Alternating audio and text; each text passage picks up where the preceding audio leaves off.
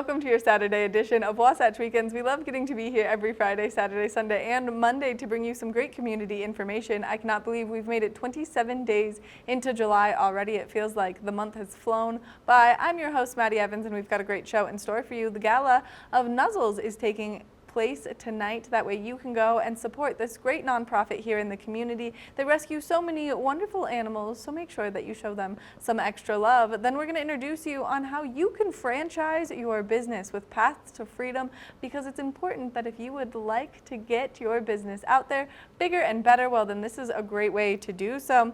Then we're going to be making a delicious pizza bowl, and if you're as curious about that as I am, well, then I can't wait to see how it's done. Let's take a look at that local weather forecast right now.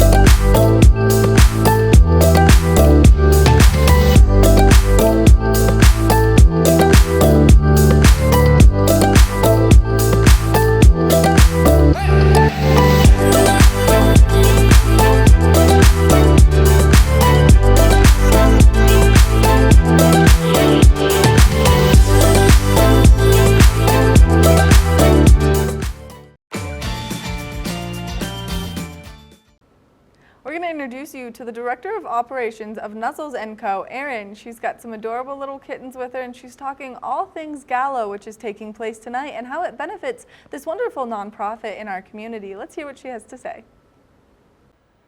Summer is in full swing, and if you're looking for maybe a furry friend to spend many more summers with, as always, our friends at Nuzzles & Co. have got us covered. And today joining us is Director of Operations, Erin Mead, with a couple of kitties there. Erin, how are you? Good to see you. Good morning. It's good to be here. It's been a while since you've been on the show, but you do a lot of work for Nuzzles & Co. as the Director of Operations. So Erin, for folks who may not know you or who may not remember you from the last time you've been on the show, tell us a little bit about yourself and what your role is as Director of Operations. So Director of Operations means that I cover everything from ranch logistics to our adoption center, handle the foster and volunteer program, and of course my wonderful staff that we couldn't do what we do without. Yes. So. Awesome. You do a little bit of everything, and like you said, you get to work with really amazing people who we've had the opportunity of meeting. But I kind of want to talk about the friends that are joining you today. They're with you, Erin, those two lovely kitties. Tell us a little bit about them. I know you said they're about 4 weeks. Is that right? Yes, so these two sweet babies came in with their Oh mama. my goodness. We rescued them from a overcrowded shelter. Okay. Um, Probably about 2 weeks ago when their eyes weren't even open. Now they're 4 weeks old, super healthy. They're still with their mama. I'm fostering them, Yes. and they've just been a joy. Now their eyes are open, and they're gonna hopefully start playing soon, and they'll be available for adoption in about 4 weeks. Okay. And it's super important for people to know that fostering is easy. Even with a schedule like mine, I can, house this sweet little family and just provide them safety and love until they're ready to find their forever homes. Exactly. So anyone can do it, really. Anyone can do it, and it's a great opportunity also, Erin, for folks who maybe are not ready to maybe fully commit to adoption, and they kind of maybe want to try it out, get to hang out with some of the animals and provide them, like you said, a safe and shelter, which is very important. What is that process like for folks who want to maybe foster?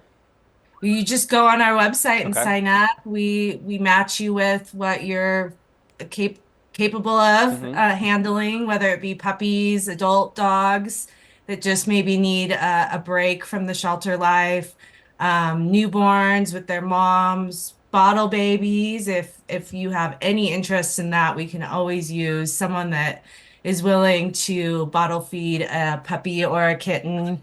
And let me put Yes. him down. Sorry. Stuck to me. There you go. Okay, baby. Um, and it's just really fulfilling. Usually our fostering is about 2 weeks. Okay. For neonates, it can be a month.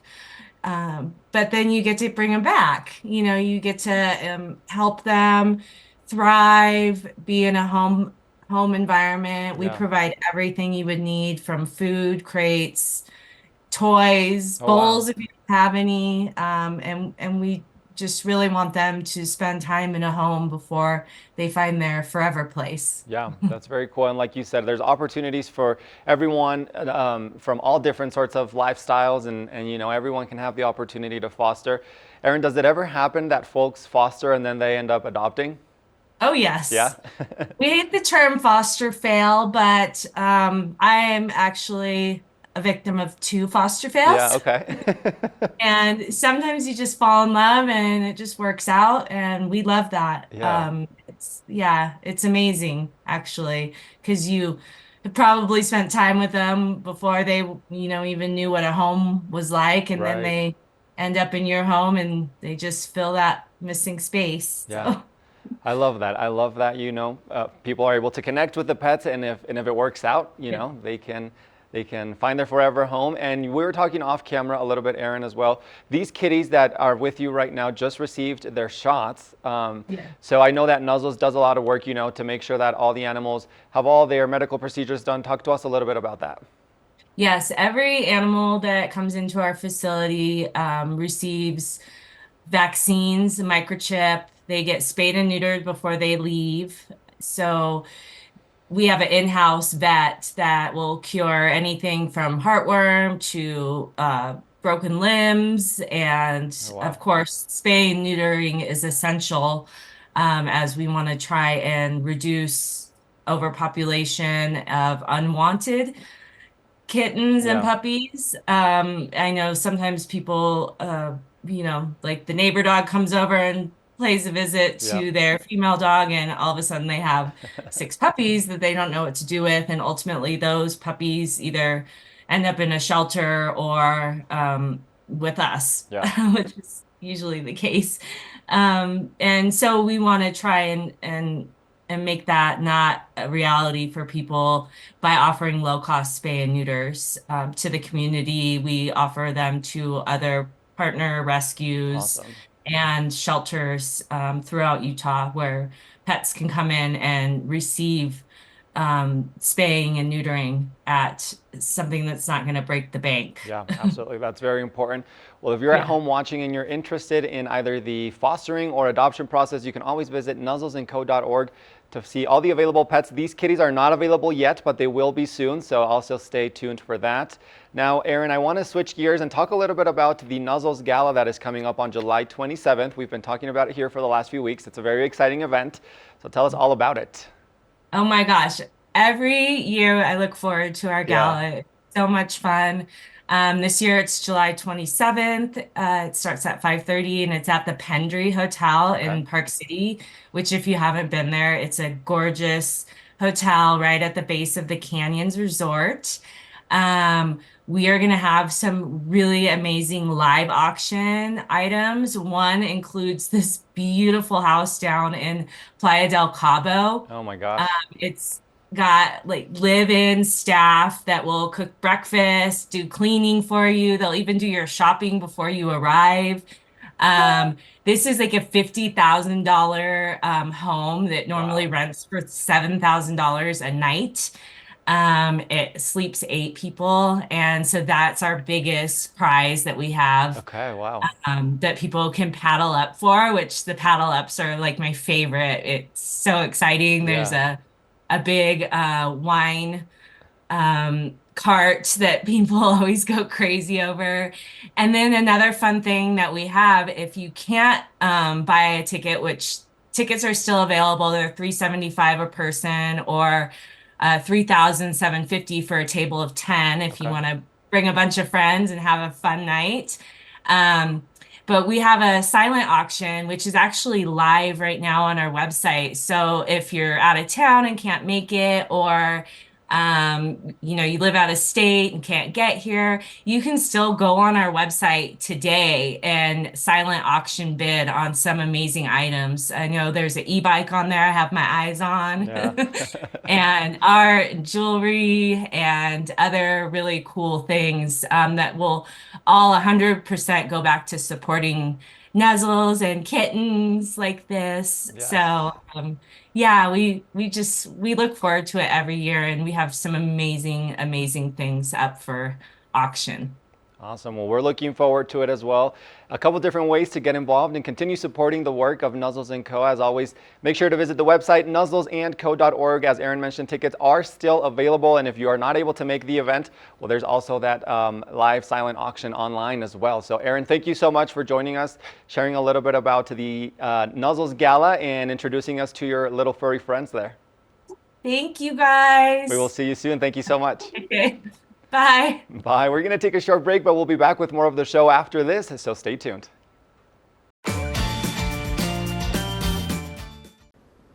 Are you looking to franchise your business? Well, a great way to do so is using the resource Path to Freedom. And we had the opportunity to chat with someone who can get you on the right path to freedom and franchise your business. Let's hear what they have to say. Ladies and gentlemen, our next guest is helping people on the path to freedom through business ownership. And to tell us a little bit about who he is, what he does, and how he does it, we have CEO and founder of Path to Freedom LLC, Wes Barefoot, joining us this morning. Wes, thank you so much for being with us today. How are you doing? Doing fantastic. Thank you for having me, Julio. Absolutely. I am super excited to be speaking with you and learn a little bit about more what you do. You know, we kind of always do a little bit of research before doing interviews like this, but I just think it's such a fascinating kind of focus that you do and that you help people on the path to freedom, as your business is called. So tell me a little bit about, let's kind of start there, how you got into this, what is Path to Freedom, and what do you do?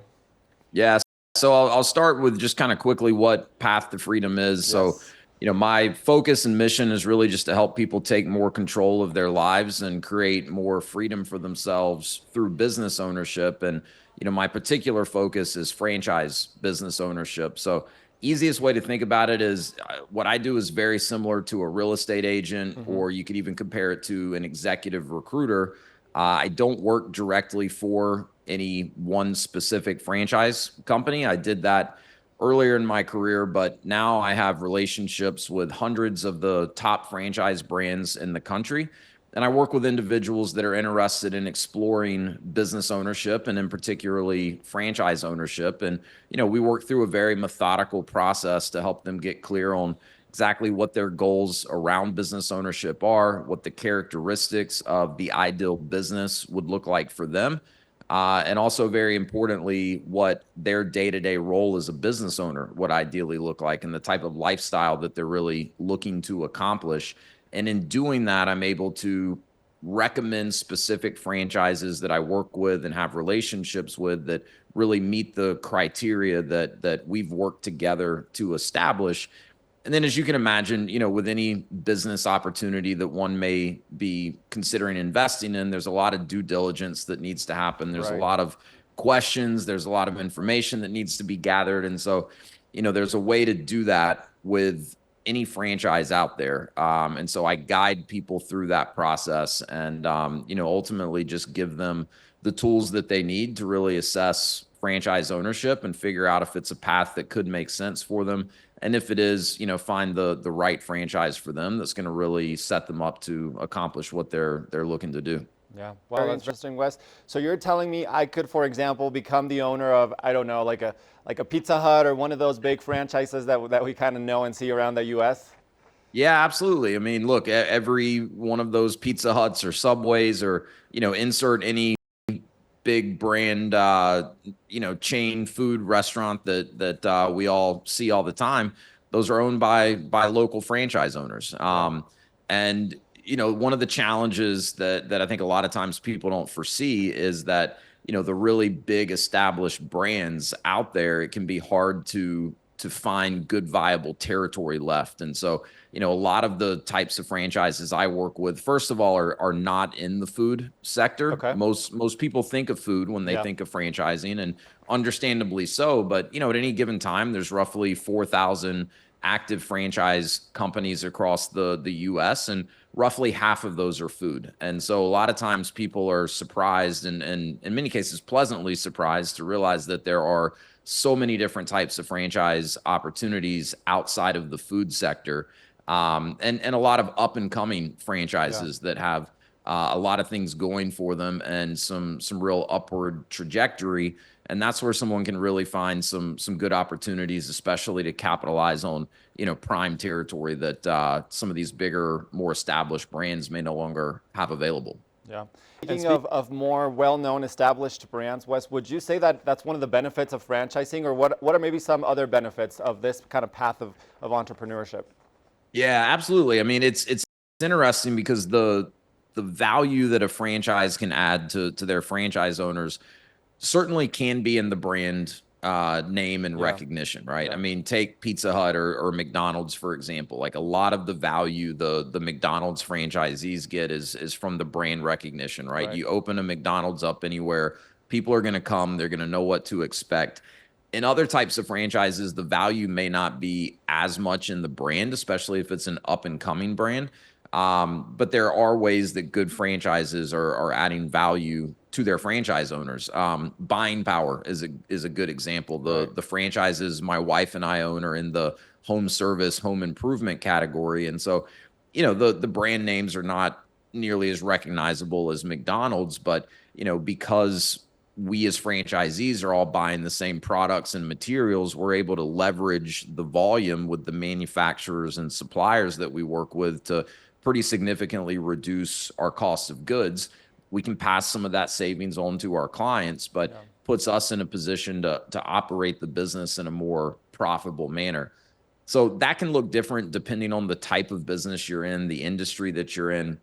The one thing that any good franchise is going to really offer to their franchisees is good systems and processes. This is in particularly valuable in the early stages of starting the business. There's a lot of different statistics out there in terms of failure rates of new businesses. And, don't get me wrong, buying a franchise is not guaranteed success. As the franchise owner, you still have to put in the work and the effort, and you have to follow the playbook, if you will. But the success rates increase dramatically for people buying into a franchise versus starting something on their own. And a lot of that has to do with training, with systems, with processes, with support, where, a good franchise can really decrease that learning curve for a new franchisee as they're getting started and learning the business. Absolutely. Systems and processes, I think, are two probably of the most important things, especially as you mentioned in kind of those early stages of the business. Really having those systems and processes that will work and that will be efficient and effective, I think that's a huge game changer. Wes, now 100%. I also know that you host the podcast Path to Freedom, where you kind of dive a little bit deeper into some of these topics. You have guests and all of that. So tell me a little bit about this podcast and what you do there. Yeah, thank you. The podcast Path to Freedom is something I've been doing for coming up on 5 years now, which is kind of crazy to think about. And initially it was kind of designed to be a franchise specific podcast. And over the years, I've kind of evolved a little bit to be more of just an entrepreneurial podcast because, look, I'll be the first to admit to anyone that there's so many ways that one could get into business for themselves, and franchising is not a perfect business model. And like most things in this world, right? I mentioned earlier, 4,000 some franchise opportunities out there. They're not all created equally, right? There are, in my opinion, bad franchises that nobody should invest in. There are entrepreneurs out there that would probably not thrive within the parameters of a franchise system, and some other, entrepreneurial path is likely to be better for them. I also know that a lot of people that end up really finding success in franchising, we're not necessarily setting out looking for a franchise, and they're certainly not out there searching for the next best franchise podcast to listen to. So I kind of, decided to cast a wider net. I say all that to really just say that, we talk a lot about franchising on the podcast. I interview a lot of the CEOs and founders of the specific franchise brands that I work with. I interview many other franchisees that have had success in their own right, with franchise ownership being a key part of that. My wife and I own franchises, so we certainly, share our stories and lessons that we've learned. But I've really had a lot of fun interviewing tons of other entrepreneurs that are not involved in franchising, but they have success and they have great stories and great strategies and tactics that they can share with the aspiring entrepreneur out there that knows they want more than just the corporate grind, if you will, and they're trying to figure out what the best move for them is. Yeah, absolutely. And speaking of those success stories, Wes, and those experiences, you have a lot of that. So what's kind of one piece of advice that you want to send out to people who maybe are thinking about franchising or don't know if that's right for them? What should they have in mind, or what advice do you give to them? Yeah, I mean, I think just keep an open mind, right? I think a lot of times people just, assume that franchise ownership is like I mentioned earlier, nothing more than fast food, right? And they don't want to own a food business, and so they never really think much more about it.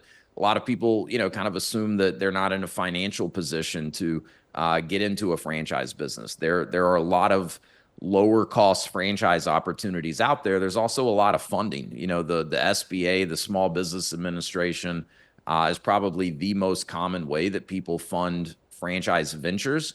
And most of the people that I've worked with have been pleasantly surprised to realize that there are very affordable franchise opportunities out there. So I think it's keep an open mind and it's do some research, right? And my process is designed to be very consultative, one-on-one with the individuals that I work with. And our goal is simply to educate them enough to determine if franchise ownership could make sense for them or not. And I look at it as a success if I'm able to help someone learn enough about franchising to realize that it's not a good fit for them, or that maybe the timing's not right.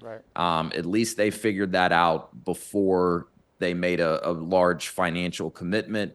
And now they can focus their efforts somewhere else because they took the time to really do some research and get a good understanding of franchising. So I think it's keep an open mind. It's learn from other people that have done it.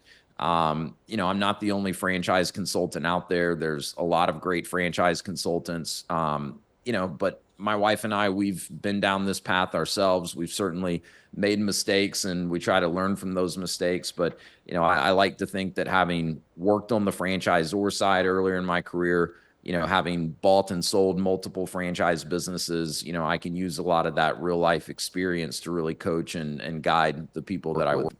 Yeah, absolutely. Keep an open mind and keep learning. I love those two tips there, those two pieces of advice for everyone thinking about going down this path. And if you're interested in learning more, you can visit FRDM.com, pathtofreedom.com for more information. Right, Wes? That's right. Yep. And the podcast is the same. It's on any of the, anywhere you listen to podcasts. We have a YouTube channel that we're constantly posting what I hope is good, valuable content too. So would be happy to chat with anyone that has questions about franchise ownership. If I could just kind of close with this, Julio, the way my business is set up, I compared it to a real estate agent or an executive recruiter earlier. The other comparison there is that my time and services are completely free to everyone that I work with. So there's no obligation. There's no, other than keep an open mind, right? And it does take some time to really go through the process the right way, but I get paid by the franchise companies I work with if and when I introduce them to someone that does go on to become a franchisee. So I've got time for anyone that is curious about business ownership, wants to learn more about franchising. That's what I love to do. So there's a form on the website if anyone's curious and wants to set up a conversation. Would be more than happy to speak with them. Awesome. Well, there you have it, folks. If you're interested in learning more about franchising, Wes is the man, the expert. Thank you so much for joining us, Wes, and sharing with us a little bit about your knowledge and your expertise. I appreciate your time. Yeah. Hey, thank you so much for having me. Love the show and keep up the great work with it. Likewise. Thank you so much, Wes. We're going to take a short break, but we'll be back with more of the show right after this, so stay tuned.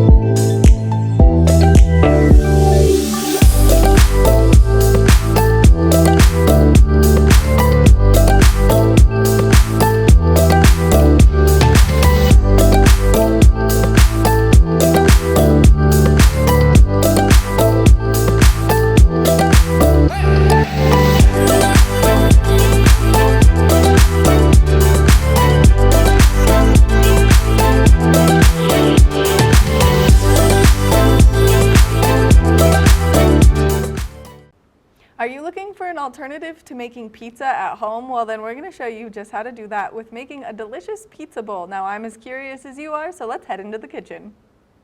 You know, arguably the best parts of the pizza are the crust and the dough and the bread, or it's the toppings, the cheesiness, the sauce, the melted flavors, and the good stuff. We are gonna make that version, the second half. We're gonna do a pizza in a bowl today. This is a quick and filling recipe where it's got some great protein in it as well as some veggies, and then you don't have to worry about the carbs, and you can feel guilty or not guilty of not eating a full pizza in one sitting. So let's go ahead and get started. I'm gonna tell you a little bit about my ingredients. We're making a supreme pizza style. So I've got the peppers, the onions, the mushrooms. We've got some pepperoni, some ground beef. This is gonna be the bulk of our dish and give you a lot of extra protein, plus pizza sauce. We'll top it with some basil, mozzarella, and a little bit of garlic. And then if you're watching kind of how you are consuming things and extra fats and things like that, we're just gonna use our olive oil spray. So I've got my skillet right here, sitting right here. We're gonna go ahead and fire it up, because what we're gonna do with this is saute a little bit of the garlic, a little bit of the onion, then we're gonna add the beef in and cook it down. Once you've got that beef cooked, I'm telling you, this is gonna be a walk in the park. Such an easy and fun weeknight meal. You can just have your friends and your family over if you just want to throw it together in a bowl if you don't feel like doing the full pizza. We're gonna go ahead and put a little bit of garlic just to taste. I love garlic. The minced garlic is my easiest way to do it. We're just gonna put a little bit in here, just like that.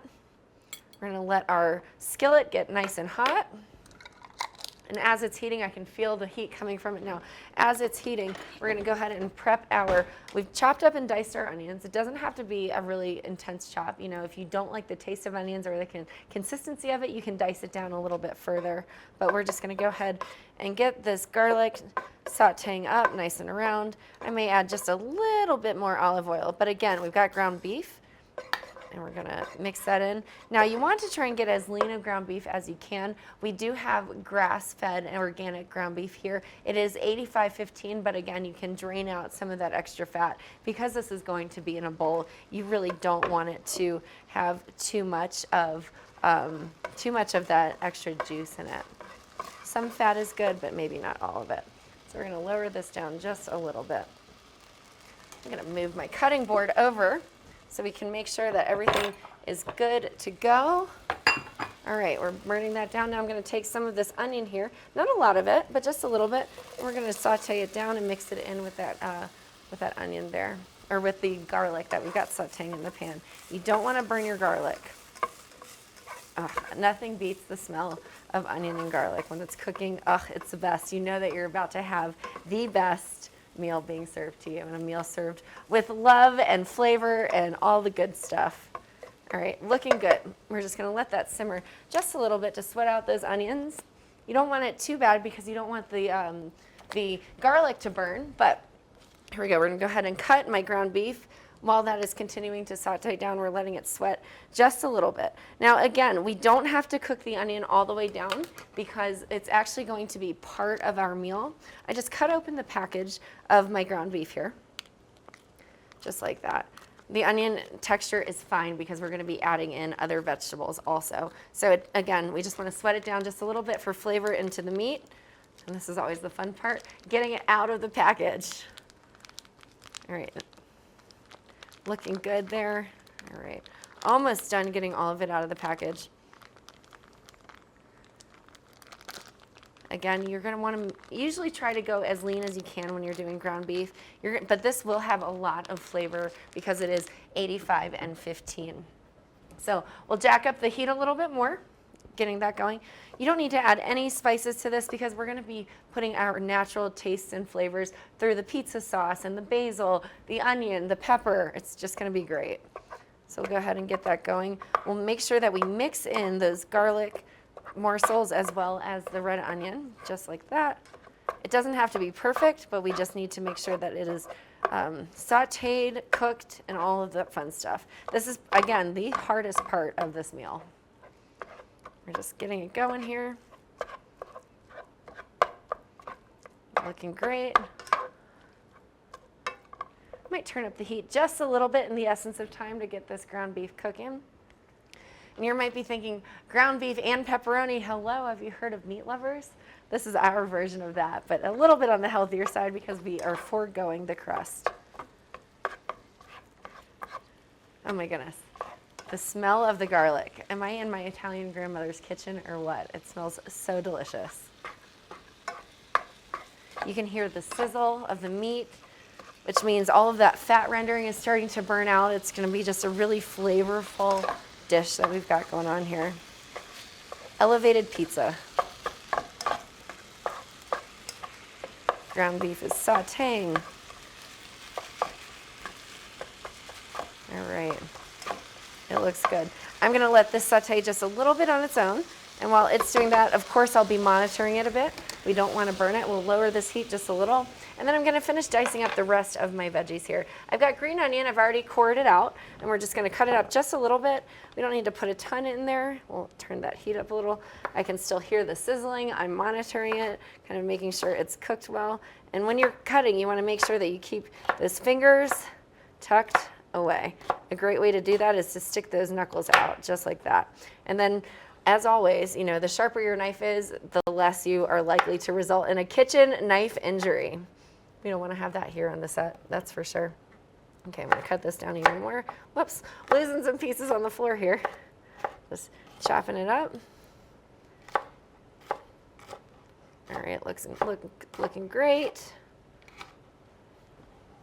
Push that over there. And again, just a rough chop is fine. It doesn't have to be perfect. This is just going to be sprinkled on top like it's a pizza topping. You can cook it down a little bit if you want to. We might throw it in at the last second with this ground beef before we add everything else into it. Looking good. Now, some people may like mushrooms and some people may not. We have a few here. We'll just cut up just a little bit just to make it that supreme pizza flavor. But, you know, you can always pick around it if you don't like it. I'd say the going poll on mushrooms is probably 50-50 on what people actually like versus not. Okay, this is looking good, nice and diced. I'll just kind of shove it out of the way here. I'm going to give my ground beef a little bit of another stir just to keep it going. Yeah, oh, it smells good.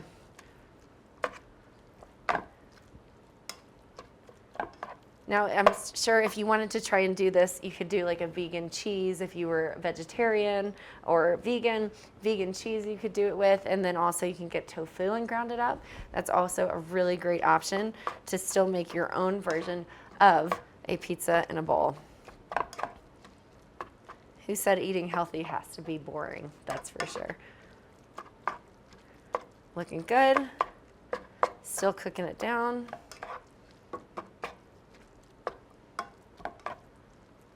All right, we're keeping it going here. You can hear the sizzling for sure. I'm going to turn that heat up just a little bit longer. Oh, it looks good, smells good, sees good. I can see good. We'll just let that simmer up a little bit. Now I'm going to go ahead and finish cutting up some of these mushrooms. Now we'll go just a little bit lighter on the mushrooms than we do on the rest of the veggies. You know, I think a lot of people like peppers and onions. It's usually a staple in a lot of different recipes. But we're going to go ahead and chop up these mushrooms. Now, it doesn't have to be finely diced. Again, if you have picky eaters who don't like mushrooms, sometimes you can trick them into it by dicing it up very finely. But we're just going to do a rough chop on these. I can hear and see the fat of my skillet just in the air. Oh, it smells so good in this kitchen. All right, just dicing up these mushrooms. Do just a few more here. I love this mushroom because we bought the pre-sliced already at the store, which is great. So it kind of saves you a little bit of the work, but not a ton. All right, that looks good to me. Now here's the fun part. This is where we get to start kind of layering everything together. I'm going to throw in some of these green peppers because we do want it to cook down. If you wanted to, you could drain some of the fat from your ground beef. And you know what? Before we put the peppers in, we may actually just do a little bit of that. It's great flavoring, but you never know. Some people may not like all of that flavor.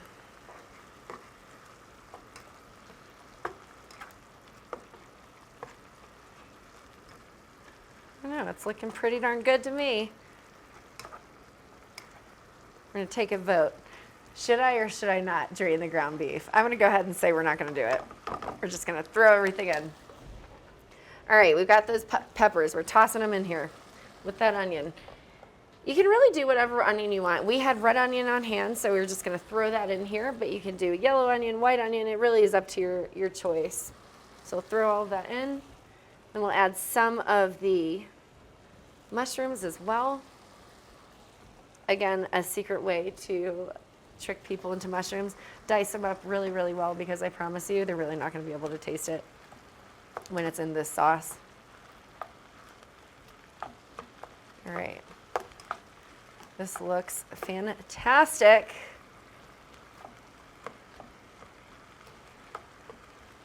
All right, we're just gonna let it simmer and sweat down just a little bit. You'll throw a little bit more in there, because why not? We're going for volume on this one. Here we go, looks great. And we're just gonna simmer it all down just for a few minutes. All right, it's simmering, it's looking awesome. As you can kind of see, it's just really sounding great, sweating great. If you really wanted to kind of have everything cook a little bit more, you can throw a lid on it, just like we did. Again, now keep in mind the condensation will come up to this lid, so when you take it off, you may have to drain just a little bit of everything that's been cooked. But this is one of my favorite ways to cook down the vegetables pretty quickly if you're kind of looking at that timing. Now, we have all the fun things. So we've chopped up our veggies. They're in it with the ground beef and the garlic. We've got the minced garlic, the veggies. What else do we have? The ground beef. We've got the pizza. We got pepperonis, pizza sauce, basil, mozzarella. So I'm gonna go ahead and chop up some of our basil. Well, we're gonna wait on that actually. We're gonna check on the rest of, it's looking good. I can already see the vegetables are starting to melt down. If you look, you can just see that right there. It's just looking so good. You know what it smells like to me right now? We haven't gotten to the pizza and the Italian piece of it, but I feel like I am now standing in the middle of the streets of Philly, smelling a Philly cheesesteak being cooked down for me. Because you've got the beef, you've got the onions, the mushrooms, and the peppers. You've got the makings of a cheesesteak, but soon it will become the makings of a pizza. Very excited about that. All right.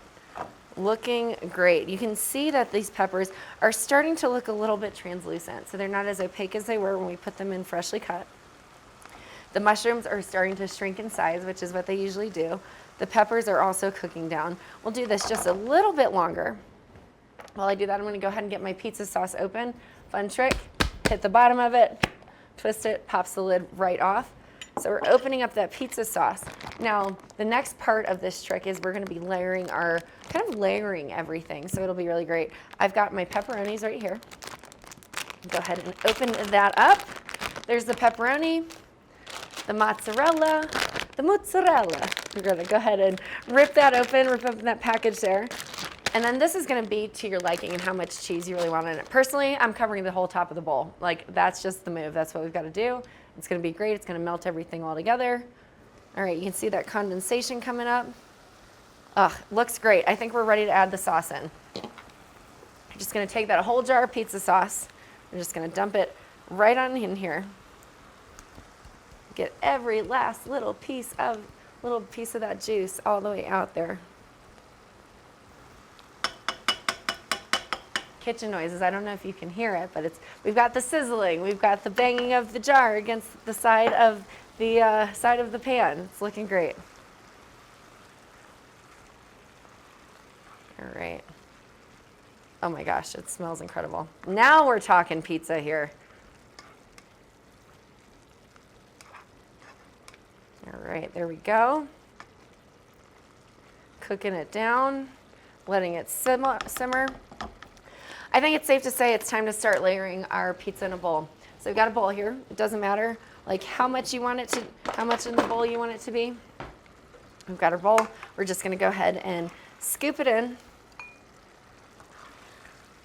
Right now we're making one pizza in a bowl, so we'll start with that. The rest of it can continue to cook We'll just start with the one. I'm just going to show you how to layer it. It's going to be great. Looks pretty decent to me. We've got a good amount with all of that heat. You can just see everything kind of wafting off of it. Now we'll put some mozzarella, sprinkle it and cover it all across the top. We'll lower the heat on this a little bit. Just sprinkling that pizza. There we go, looking great. Awesome. And you can't go wrong. What's a supreme pizza without the pepperonis? That's all I'm saying. You gotta throw those pepperonis on here. We'll just layer it nice and straight across the top. You know, you can go wild if you want to, or you can do 5, just like that. Got our pizza in the bowl. You can kind of see the layers that are happening all across the bottom. And then all we'll do is pop this in the microwave, top it with a little bit of basil, and voila, we've got pizza in a bowl. Can't wait to show you what it'll look like. We'll be back after this.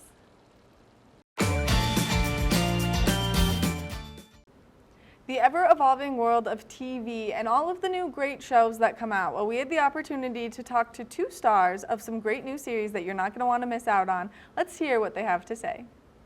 We have a very special interview to see right now.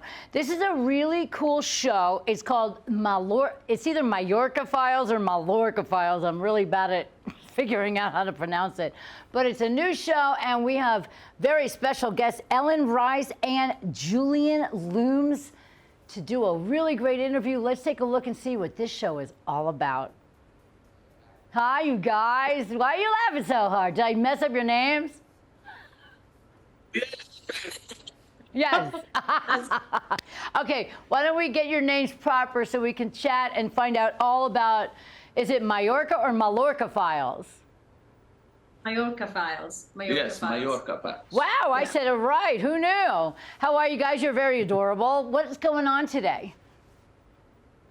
Well, we're here talking to you. We're very excited to be talking about season 3, which is coming out on Amazon on the 8th of August. So we're super, super happy to be now with the Amazon family. Yes, that's why we're here. And we're in lovely London, greeting you all, guys in Bale. Good Hi, morning. London. That's amazing that we're talking from London. It's really cool. You guys are adorable. And you're going into the 3rd season. So what has led up to the 3rd season so people can get an idea of what it's all about? So essentially, we play characters Miranda Blake, Max Winter, 2 very mismatched detectives who are paired together.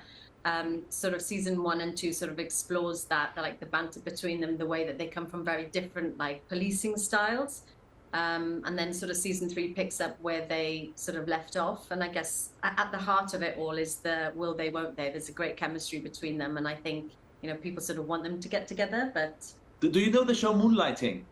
Yes, I remember Moonlighting for sure. Moonlighting, you're gonna love Mallorca Files. I love that Mallorca Files. Where'd you get the name from? From Mallorca, the island. Don't laugh at me. I don't know anything. No, that's really cool. So are you guys, in general, in real life, a pair, or are you just 2 actors that are really close and you do this show together? Ooh. No, not like that. So, Well, you're in front no, of a bed. I had to ask. This is our home. No, Yeah. no, just 2 actors who got to know each other at the chemistry reading and have, you know, formed a great friendship, which is a good thing because we work in very close proximity to each other. It's quite intense. Yeah, it's very important to have a close relationship and have a good chemistry. And it's great. You can just feel it just by looking at the both of you that you've gotten close. What can people expect in season 3 for the Mallorca Files? Actually, sun, fun, and a lot of crime. So, and it's you know, you're gonna be on the journey with Max and Miranda. That's our characters, and you're gonna dive into the different worlds and different settings. In each of every episode is different, but yeah, you see how they develop their relationship with each other more and more, and yeah, let's see how it ends at the end. Are you going to give the audience what they want, that relationship? Or you can't say? Maybe. Maybe. No, I think if you know, we have this really nice couple of fans and around the globe waiting Nice. for season 3, and they inhaled season 1 and season 2, and I think they're going to be really happy. And if you're just new to the show and you join in on season 3 or even season 1 and season 2, I'm hoping you're as pleased as everybody else, and you're going to love it there in America. I'm sure. I can't wait. I want to catch up so I can figure out about the island of Mallorca and see you guys. So how can we catch up to season 3 before you start that? Well, if you like, you can watch season 1 and 2 on Freevee, Amazon Freevee from now, or you can just wait and binge season 3 on the 8th of August on Prime, and then go back through the archives. If you like what you see, you can go back and catch up on season 1 and 2. That's what I plan on doing. I can't thank you both enough for being here with us. From the Mallorca Files, we have Ellen and Julian. Thank you guys for being here, and enjoy beautiful London, and we will see you on the big screen very soon.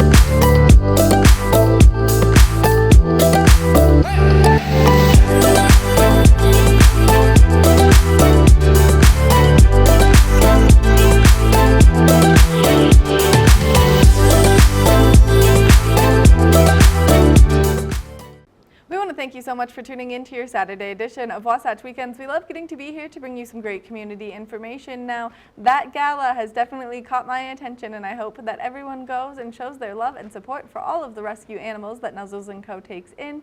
If you are looking to franchise your business, well, Path to Freedom is the perfect way to do so. I hope you're inspired to make some delicious meals at home with a pizza bowl. Now that we've all learned exactly what that is, it's like a pizza salad. It's delicious. And then, of course, if you are someone who likes to binge watch some TV shows, well, then make sure that you watch out for those new shows that have just been released. We'll see you tomorrow for your Sunday edition of Wasatch Weekends.